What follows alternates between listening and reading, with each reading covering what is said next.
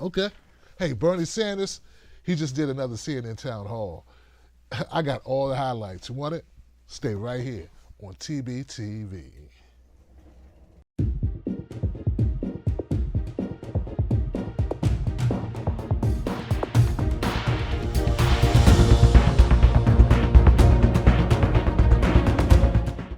Woo! Fire in the hole. How you doing? My name is Tim Black. Welcome to the show. If you're not a subscriber, I want you to go ahead and get rid of that problem right now and become a subscriber as we break down Bernie Sanders at CNN. Now, Bernie Sanders, he's no stranger to CNN. It's like being back at home, and he's been opposite Wolf Blitzer in interviews so often, it's like an old friend, I guess. They've done this several times before. What I'm going to do is go through a couple of questions that stuck out to me and share them with you in case you missed the CNN town hall. There was a question about the pharmaceutical industry, one of Bernie Sanders' favorite wheelhouses, so to speak. And when asked how would Bernie Sanders lower the cost of prescription drugs, Sanders said this: "Don't get me going. We have a limited amount of time. 1 out of 5 Americans can't afford their medicine," he said, noting that parents post to his social media sites that their children died because they couldn't afford insulin. He slammed the pharmaceutical industry and said that it was the most greedy entity in this country today, and that it made over $50 billion just last year. The senator outlined his plan to reduce drug costs, which would allow Medicare to negotiate drug prices, permit the importation of medications from Canada and elsewhere, and base prices on the cost of medications in other countries. Now, we've had Congressman Ro Khanna on the show to talk about this legislation that he and Bernie Sanders are championing and supporting. And there's like 3 different packages that are all pharmaceutical drug industry related that are supported by Bernie Sanders and Ro Khanna, and several other members of Congress also have signed on to it because, as Bernie points out, the pharmaceutical industry is a travesty in this country. So the pharma industry would be hard to defeat, Bernie says, because they own Congress. They have lobbyists all over the place, which always brings us back to the bare root of the problem, right? Money in our politics is what creates this vacuum of the people not having their priorities met. It's the money influence in politics. I'm telling you, we need to overturn Citizens United. We need to change the lobbyist laws in Washington if we want to have any type of real democracy where people come before corporations. Bernie Sanders said this. He said, "The only way you beat the drug companies is when millions of Americans stand up and say, 'I'm not going to allow you to kill my wife or my kids.'" This is not the type of rhetoric, the type of talk, the type of answer that you normally hear from Democrats or Republicans. And maybe that's the reason why Bernie Sanders isn't independent.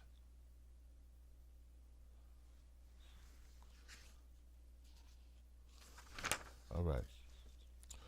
Next question. Now, this was an important question because there's been a lot of talk on Twitter about responses that Bernie Sanders made regarding Venezuela and Maduro, president of Venezuela. Sanders stops short of calling Maduro a dictator, warns against outside intervention in Venezuela.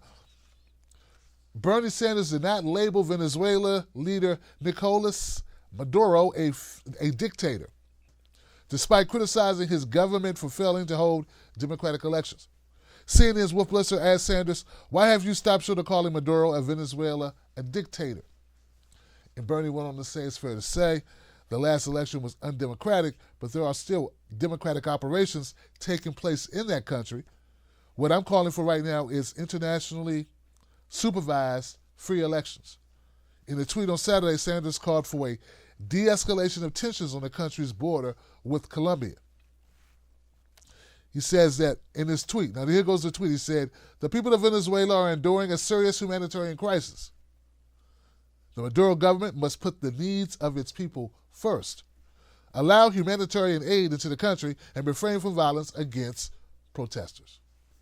Now, Sanders on Monday night again warned against the unintended consequences of foreign intervention or regime change. Instead, called for internationally supervised free elections. So instead of what the U.S. wants to do, which is install an operative, Guaido, right, install a new president, Bernie Sanders is saying maybe we should just help with their election.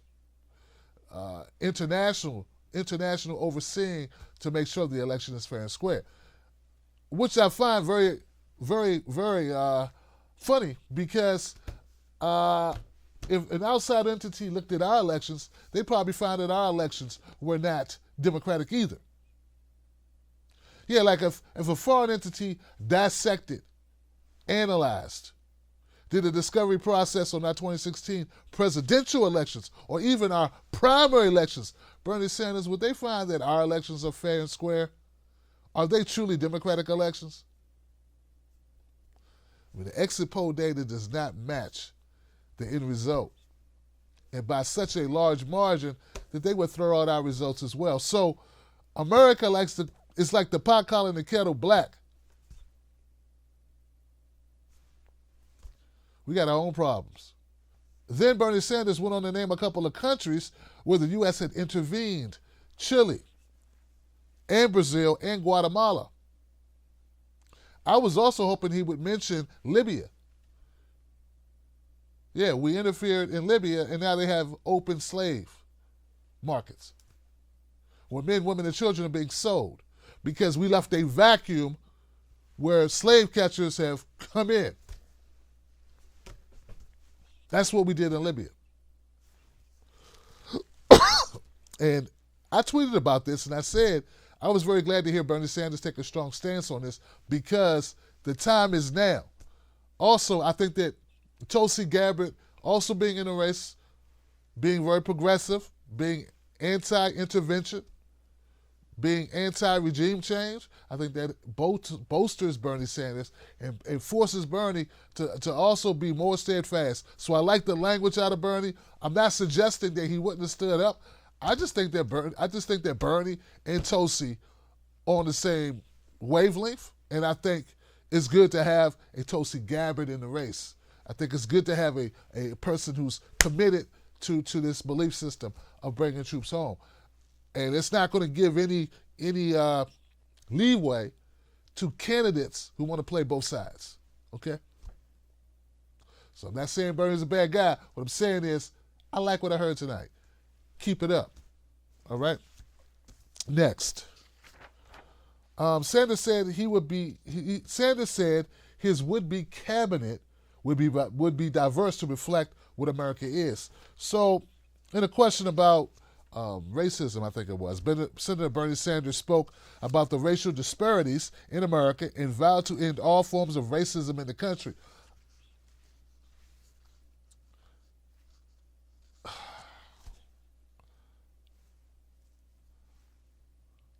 He vowed to end all forms of racism in the country.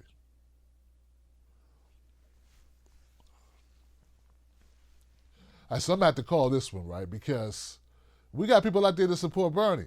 I support Bernie, okay? But I also support the truth, and I also support Tulsi Gabbard, and I also support Andrew Yang.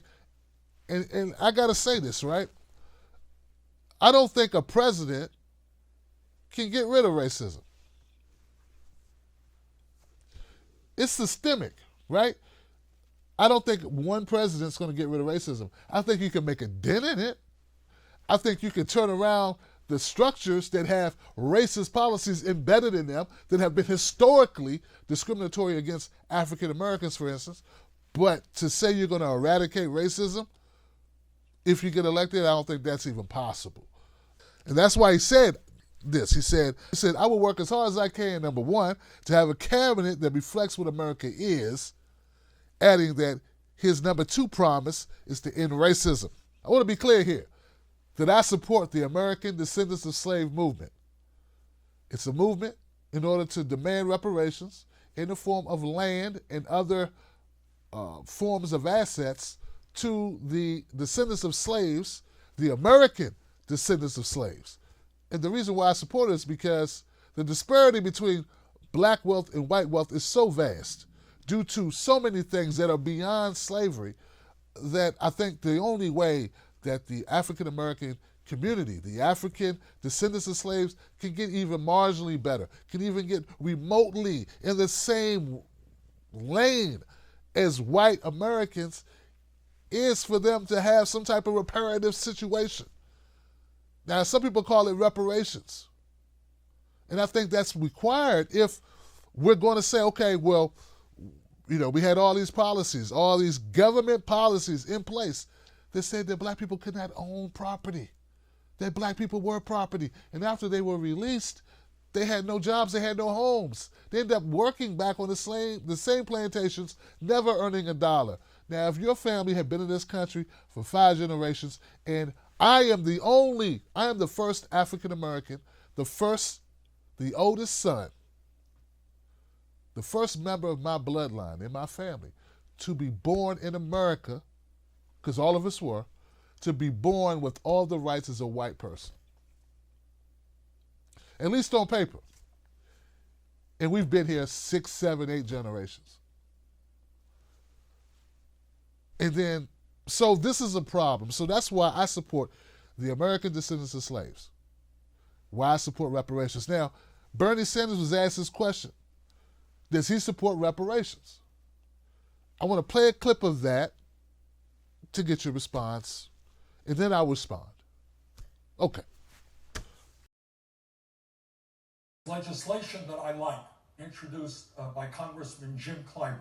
It's called the 10-20-30 legislation, which focuses federal resources in a very significant way on distressed communities that have high levels of poverty. So as I just indicated, I think we have to do everything that we can to end institutional racism in this country. It is not acceptable to me that the rate of childhood poverty among the African American community is over 30% in this country. That is beyond belief. That African Americans die from cancer at higher rates than whites. So we're going to do everything we can to put resources into distressed communities and improve lives for those people who have been hurt from the legacy of slavery. So what is your position specifically on reparations? I asked the question because Elizabeth Warren, Julian Castro, they've indicated they want What does that mean? What do they mean? I'm not sure that anyone's very clear. What I've just said is that I think we must do everything that we can to address the massive level of disparity that exists in this country. I'll tell you what they mean, because Elizabeth Warren has said black families have had a much steeper hill to climb. We need systematic structural changes to address that. Julian Castro has said, I have long thought that this country would be better off if we did find a way to do that. Reparations. Well, I agree with what Elizabeth said. So you would support reparations? But read what she said. What does that mean? She means, I think, I don't want to put words into her mouth, is what I said. Okay? In other words, as a result of the legacy of slavery, you have massive levels of inequality. It has to be addressed, and it has to be addressed now. In 2016, you said it would be divisive, reparations. Well, again, it depends on what the word means. And I know you don't want to be divisive tonight. All right, let's go to Samantha. Bernie Sanders was not clear on his explanation of why he does not support reparations. But I think it's pretty clear that he does not. I think that's obvious. I think it's obvious that he said in other statements, he said that he thought that the subject of reparations is too divisive. It wasn't too divisive for Native Americans to get land and for Native Americans to govern themselves. It wasn't too divisive for our Jewish brothers and sisters who suffered traumatic devastation with the Holocaust to get reparations. It wasn't too divisive for our Japanese brothers and sisters to get some type of restorative, reparative solutions to them being incarcerated or them put into prisons. Wasn't too divisive. But it's too divisive for black folks, descendants of slaves in this country, who went through slavery, segregation, discrimination, Jim Crow, redlining, mass incarceration, everything that we've been through, to finally get Civil Rights Movement, Civil Rights Act 64, 65. I would prefer if Bernie just kept it real and said, you know what? I believe that American descendants of slaves deserve something. They deserve some type of wholeness, to be made whole. They deserve to have the opportunity to achieve in this country, to have wealth and a base. I wish I could go back in the time machine and change the GI Bill and give it to black folks too. I wish that I could knock down these banking regulations that practice these policies that restricted black people from getting home loans. I wish that we would make it possible for black folks, descendants of slaves whose labor built this country, to have a stake in it. But my party doesn't want that. My party doesn't support that. And this country will not vote for me if I do.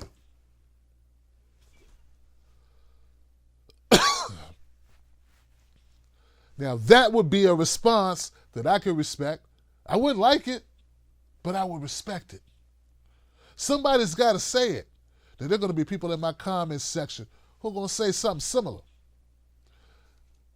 Just because a thing can't be done doesn't mean it shouldn't be fought for. I fight for stuff, or I fought for things in my life that couldn't be done. I fought people much bigger than me. Remember, I got in a fight with a guy when I was 12. He was 15 years old. He actually urinated on my leg. Yeah, he actually peed or pissed on me. All right? I fought him. I knew I wasn't going to win, but I had to fight him. I had to fight him because it was the principle of the matter. Sometimes you fight for things, right? He punched, like, in the beginning, I gave him a good show. You know, I was throwing that jab out there. But in the end, he was just too strong and too quick and too experienced. It was like my first real fight.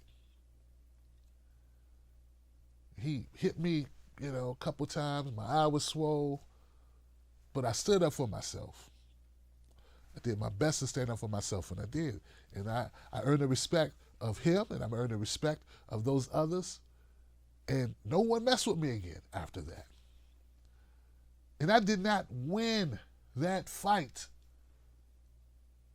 but I fought that fight.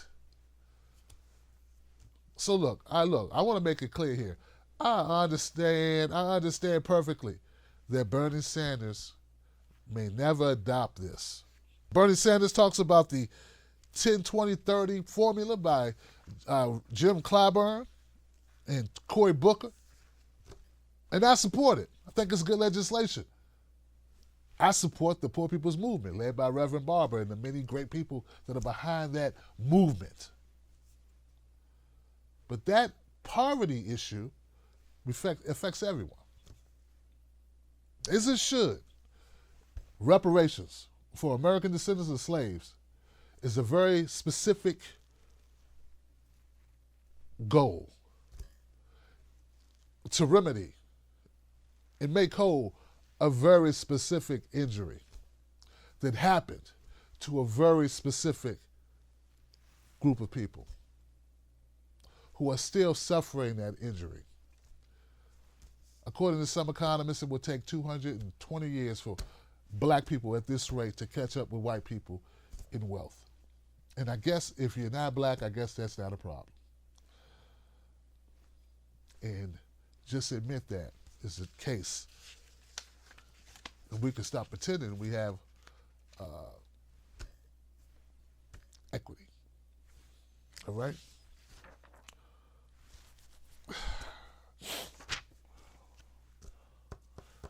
Sanders praises also, so there's a couple other things that happened.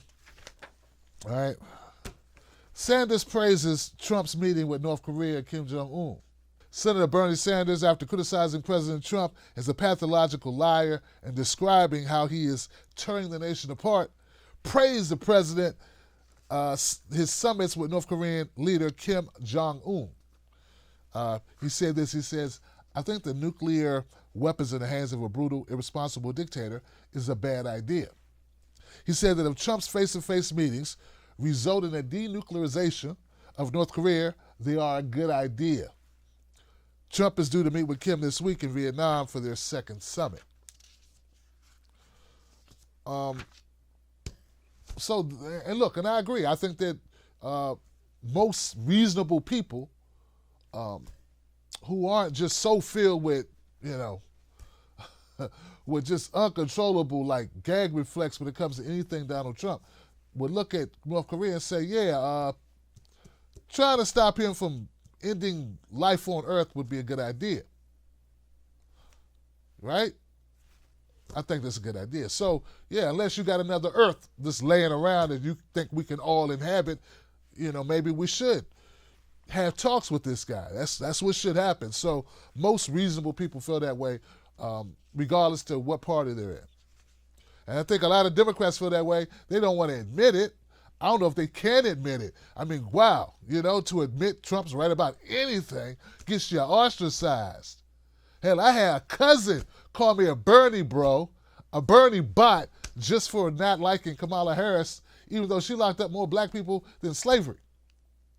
If she was a white guy, no one would be talking about her. There would be no conversation about Kamala Harris at all. She would be nothing. She is Jeff Sessions with a vagina. No one would give a damn about her if she was a white guy. But since she is a black woman, right, and friends with Obama, and had hot sauce and like Cardi B songs, all of a sudden I'm supposed to forget what her job was. You blue checkmark mofos, you're going to hear from me tomorrow. But I'm going to finish this story today, guys. I'm sorry, y'all. Let me finish. So anyway, back to my point. Yes, thank you, Trump. Please keep talking to Kim Jong-un. And let's not die a nuclear death, okay? Okay. Now, Bernie Sanders, he also talked about his Medicare for All plan. Asked whether Americans will be able to keep private insurance plans through their jobs, Sanders said they won't need it because Medicare for All will cover all their health care needs.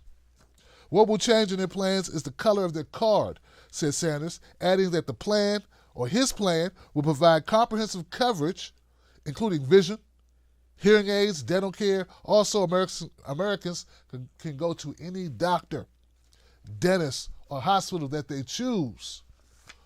Oh, that sounds good, man. That sounds too good, That sounds like Switzerland. That sounds like Australia. That sounds like Germany. Sounds like regular. Is what it should sound like, right? See, if you compare what this sounds like to other countries, it's regular.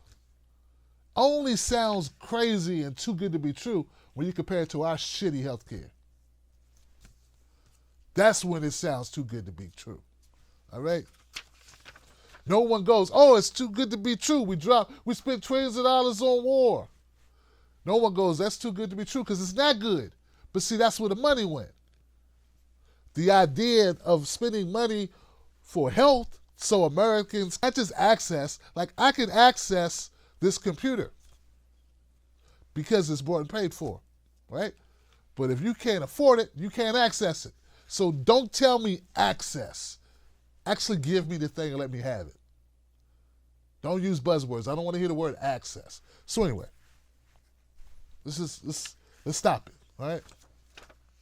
Access to healthcare is not having healthcare. Having healthcare is having healthcare. All right. Next thing, last thing. People like their doctors, they like their hospitals, they like the care they're getting, Sanders said, noting that the only way to provide health care to all Americans in a cost-effective way is through a single-payer system like the one he is proposing. But if Americans want cosmetic surgery, they could buy private plans to cover it. So look, we have conversations about what a Medicare for All system would look like, how it would operate, and that's great. But let's start from the basis that it's a good idea and we need it now. So if we start from that, we're going to get it. Now let's start working our way back from, okay, how do we get to it? What do we do to get there, okay? And then we'll figure it out. You know, I know that Ronald Reagan, his campaign slogan was "Make America Great Again." You know, for America truly to ever be great, we're going to have to offer what other countries offer, okay? Like healthcare would be a big deal if that's something you guys really want. I thought it was, there was something we really wanted was to make America great. Well, let's start with healthcare. Let's start with the most important thing that you could possibly have, which is healthcare. And then environment, right? Like you got to be able to have an environment that will sustain life and then healthcare, right? And then jobs, money, being able to live indoors, these things matter. But if you're not alive, it don't matter what kind of job you got. And if you're not alive, if you're dead, doesn't matter how much grass we got or how clean the water is. So we need health care. We need that. All right. All right, guys, I was on one. It's been a very serious show tonight. Thank you for I just pre-recorded this to upload it to the YouTube and to Roku. Don't forget, guys, add me on Roku. Also, subscribe to this channel if you value this content. I think you do value this content. You may not agree with me, but I think you can tell that I'm not getting paid to say anything. That what I say, what I espouse, what I preach, what I sound off about, I really mean it. I'm not one of these talking heads that's a hypocrite. All right? So become a member of my wolf pack. Join today. Hit the subscribe button, and I'll see you on the next one.